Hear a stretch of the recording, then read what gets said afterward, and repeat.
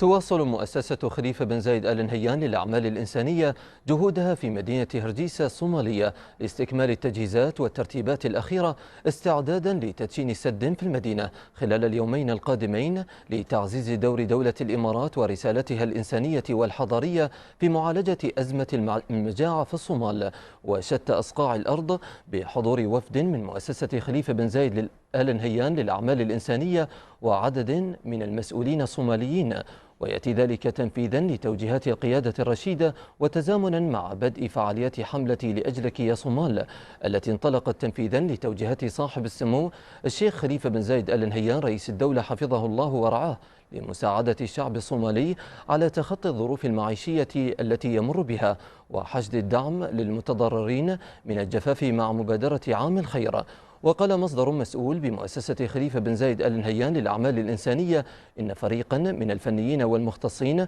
يضعون اللمسات الفنية والتقنية الأخيرة لإنجاز سد تم إنشاؤه في مدينة هرديسة سيتم الإعلان عن تفاصيله خلال التدشين.